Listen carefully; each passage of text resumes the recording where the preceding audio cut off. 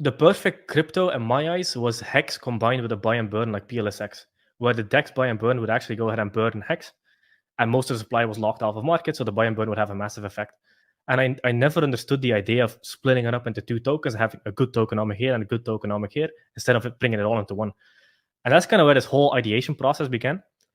But I knew I wasn't going to launch a token at the top of the bull market and then have it run all the way down the entire bear market. So I knew I was going to have to wait until at least November 2022. That was roughly the bottom of the market. And now it's perfect because usually you put in the bottom. So November 2022 was the bottom. Then you go sideways, kind of in a range for a year. That ranging period ends here in November, so next month. And then you kind of have a linear up until the Bitcoin halving, maybe one little scare dip, and then you just off to the bull run. So this is the perfect environment to launch. So timing ended up being perfect. A project can be as good as it wants if it genuinely has like 30% team allocation, 50% going to venture capitalists. No matter how good the project is, it just gets dumped to zeros. It just literally gets dumped to zero. So I like the idea of real DeFi combined with fair launching. And I have like an entire Google document with all of the tokenomics I've seen across all of the projects. And Titanx is basically a combination of everything I've learned in crypto, from seeing all the tokenomics perform in the market. Because some tokenomics look good on paper, but then on market they don't perform at all. So this is the combination of pretty much everything I learned. And the building of it was relatively easy because I used to manage dev teams, like in my 9-to-5 job before going into business. So the whole dev team stuff was very easy. And then having the marketing background and funnels and conversions, it just feels like it's the path to go down. And now, especially with the timing, this is the time. And now we have the entire bull run. So I would say there's three core tokenomics of Titanx. One is the buy and burn. The buy and burn is absolutely massive. So we call the mining portion of it virtual mining. So to start a miner, you need Ethereum. So on day one, it starts at 0.2 Ethereum for 100 power miner, also referred to as a max miner. So when we say max miner, we just mean 100 power. So there's two variables you can manipulate in a miner. One is how long it goes. So starting at day 1 to day 280, you can choose. And then the second variable is miner power, which starts at 1 and goes all the way up to 100. If you do 100 power, it's 0.2 Ethereum. If you do 1 power, it's 0.002, so divided by 100. If you do 50, it's 0.1. And essentially, all of the Ethereum that gets used to start miners get fed back to the community. 62% of it, and I'll explain in a bit why this is absolutely freaking insane, and I don't think people fully grasp it yet, is 62% goes to buy and burn. So it gets sent to a buy and burn contract. It's public functions called by users. It's decentralized. Nobody actually touches the funds. It's all smart contracts managing it with no admin keys. And so 62% goes to buy and burn Titanx off Uniswap v3 via the Titanx, wrapped Ethereum Titanx pair, which pushes up the price on market. Second thing is 28% gets put into these things called payout cycles. So essentially what payout cycles are is people can come in and they can stake their Titanx token that they get by either buying on the market through Uniswap or mining into existence through virtual mining. They can take these tokens and they can stake them. And then every time a payout cycle triggers, they get paid in Ethereum. Now, this is an extremely important design principle because one of the issues I saw with Hex is so Hex had this event called the Big Payday, where a lot of people staked their Hex before, and then on the Big Payday, they got a massive inflation bonus on all of their existing stakes. That's a big reason why Hex went down 99%, because of how much supply got brought into existence and people their stakes ending. So one of the in crypto, you have this idea of fake yield and real yield. So fake yield is basically where you earn yield from the inflation of the token. So it's actually kind of fake yield. You just get more of the token. And then the price usually drops where you didn't really gain anything. Then the other thing is real yield, where you actually get paid a percentage of the revenue that the protocol generates. The cool thing about real yield is, let's say, for example, you stake your Titanx and you get paid out Ethereum. If you want to realize your staking gains, you don't have to dump down the Titanx price. That's massive, because for Hex stakers, for example, if they want to realize their yield and they want to go buy something, they have to dump the price down, which is very bad design principle. So we fixed that by making sure that stakers get paid by Ethereum, not via more Titanx tokens, which also dampens the inflation, which is very important for a chart. So that element, so you have the buy and burn, 62% buy and burn, 28% goes to stakers. Then you have 7% going to something called a burn pool. So I would guess most people in the chat have heard of Zen. So Zen has this function called the proof of burn function, where projects can actually build on top of Zen, and they can burn Zen and bring their token into existence, and they can kind of adopt a community by implementing Zen burning. So we implemented that as well into Titanx, and we put our own spin on it. So I believe that builders and people who provide value to Titanx should get rewarded with more value. Because if they bring millions of dollars of value to Titanx, they should earn money. They should. So builders can actually define up to 8% of whatever amount is burned. So let's say you build a protocol and the protocol burns 1,000,000,000 Titanx, or users choose to burn 1,000,000,000 Titanx to get into your protocol. You can actually get up to 8% of that. And this is decentralized and encoded, so anybody can build on top of Titanx and essentially build a business on top of it. So you have the buy and burn. So this is kind of the buy and burn, the staker payouts, and then the 7% goes to something called the burn pool.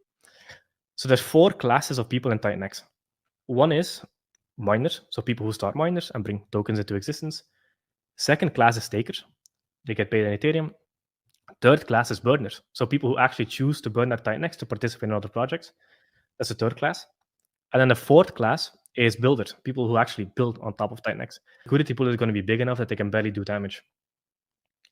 Gotcha. Okay. Yeah, so this is the numerology, and then weighing it based on how the liquidity pool needs to perform. Oh yeah, and on top of numerology, we got to talk about some Germantia, TITX. You take the position of each of those letters in the alphabet. It adds up to 77, right? So was that a coincidence or was that by design? Oh, it's all by design. At Titanx, yeah. But you know, it's fairly interesting to see you add the components of like numerology and Germantia behind it, because I'm a really huge fan of numerology, and a lot of people in the community are as well. Been seeing token supplies 11111, number of influence, and 28, big number that you pop up in your white paper. Money of wealth. Everybody wants wealth. So really cool concept, man. Now coming in, so we talked a little bit about this Genesis wallet, 3% allocated to the Genesis wallet. What's the purpose of the Genesis wallet, and does this have a similar application to the Hex OA wallet? Yep. So the Genesis is worded like that for just the legal side of it. But hypothetically, if you want an ecosystem like this to succeed, there's another thing that we learned from Zen. So with Zen, for example, you have a lot of projects that launch on top of Zen. And for example, you had what was it, Zen Doge, then you had TG Zen, and a bunch of projects that tried to launch on top of Zen. And the chart pretty much looks like down only, or it just gets rugged day one because there's no liquidity. The only way to stop something like that is to have some kind of benevolent entity that has enough, how you say that, economic mass in the system. Not like 95% of the supply, like the way like the Genesis like is less than 10%, like 3%. But big enough where it can actually go ahead and pair these things together so that the liquidity becomes airtight. And this will become very important with how Hyper will act with Titanx. So you basically need a benevolent entity to create these pairs and make them airtight. And they don't really care about losing money because they're in it for the longevity of the ecosystem. That's why you kind of need to have something like the Genesis to make sure that there's enough liquidity in the ecosystems when new things launch around it. So we have the fair launch, we have virtual mining, a lot of components behind this, and then you introduce something called the T rank bonus, which gets into the control of the inflation. So could you please explain how the T rank bonus works and how it will control inflation, the Titanx token going on to the future? Yep. So I think I can actually pull up the DApp. I'll show you what the DApp looks like in a bit. Okay. But basically, the T rank bonus, the way it works is there was 2 kind of ways of implementing a referral program.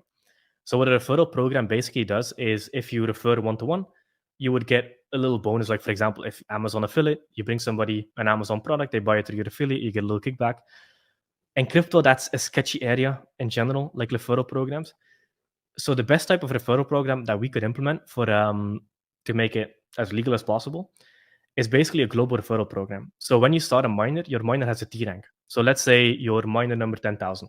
So you start a miner, and your T rank is 10,001 on that miner. So every miner has its own T rank. So the next miner you start is like 10,002. All the miners that start after you push the T rank up, and then by the time you claim your miner, you get a bonus on all the miners that joined after you. So it acts like a global referral program to get people to do content, promote, kind of talk about it, so they get more miners coming in after them, which means they get a little bit more Titanx on their miner when they claim it at the end of the term. So it kind of acts like a global referral program. So this is very important. So usually, in general, an asset tends to go towards the price it costs to create it. So, for example, if you build a house, the house will pretty much never sell below cost of concrete and the hard materials to build it.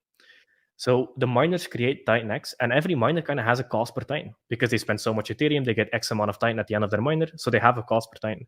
We want this price floor to move up over time because that will basically create the curve in the chart that trends upwards. So what happens with Titan is the Ethereum on day one, it's 0.2 Ethereum for a max miner, so 100 power, and then it moves up 0.08% a day, up to the cap of 1 Ethereum, which we hit roughly 2,000 days in. And then the second thing is, so the cost to create a miner goes up, and then every miner gets less and less every day. So if you go to the second chart, Titanx per day of minting, I'll show you how crazy this is. So let's say you do a max miner, so you do 100 power and 280 days on day one. You'll get on day one, you'll get 8.8 million Titanx per day of mining because there's a 10% bonus. This is just the base, as you can see, 8 million. But there's a 10% bonus on top for early adoption. And then it works its way down. And it also works its way down on your miner. So on day one, you'll get 8.8 million. On day two, you get 8.765 million. And then it kind of slowly starts curving down. And basically, if you wanted to start a miner at the end of your miner, so let's say, for example, you start your miner, 280 days later, you come in and claim it. You get your Titanx.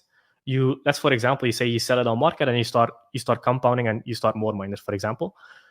Those miners are going to start at 3.5 million a day, 280 days later. So it's a heavy deflationary effect because the whole mining model is basically a way to bring tokens into distribution and get people to start building around it.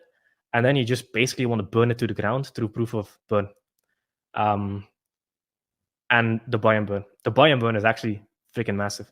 So you have the buy and burn burning supply, and you have the proof of burn burning supply as well. So after a time, so on year one, it's going to be like 6,000% inflation from everybody starting the miners because there's no supply in existence. But then roughly 3 to 4 years later, like the nominal inflation is like 0.001%. So at some point, the token supply practically becomes capped, and it's just heavily deflationary through proof of burn.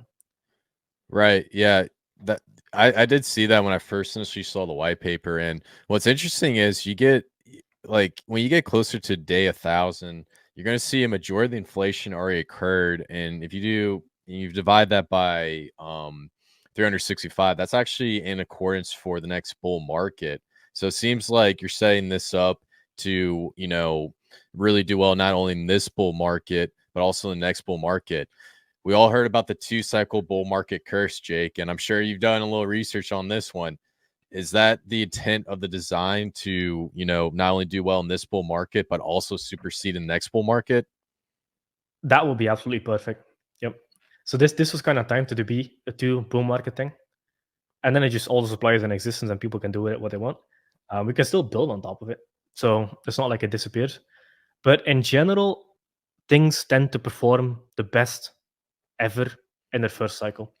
So I don't think there's actually there could be a case where it actually performs better in the second bull market, but we'll have to find out.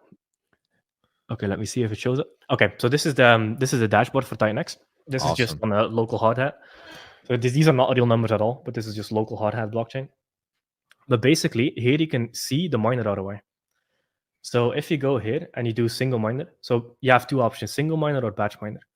So if you do a batch miner, you can create up to 100 single miners in one transaction instead of doing 100 individual transactions. Still costs the same. You pay a little bit less in gas because you do it all in one transaction. But basically, you have miner length and miner power. Now, when you put these variables in, the UI already calculates how much Titanx you're going to get at the end of your miner. So for example, it's currently day 1 in the contract. You can set miner length 280, miner power 100, which means you would get 1.707, 1.7 billion Titanx at the end of your miner. It will cost you 0.2 Ethereum. And this is the current market value of that Titanx on my local Uniswap V3. And it will automatically display the miner ROI to all the users. So the marketing message is very, very simple. And people can clearly see what's happening. Gotcha. So you made the UI designed to be clear, concise, straight to the point, and basically anyone who's new to this field or well, this industry can come in and just take a look and say, okay, I got a good idea. So that's basically what you're saying. Yeah, and there's a I won't share it yet, but there's a lot of social tooling built into the dApp that makes it extremely easy for people to share automatically generated tweets based on real-time data. They just click a button and they can tweet it, and it automatically populates all their tweet text and stuff.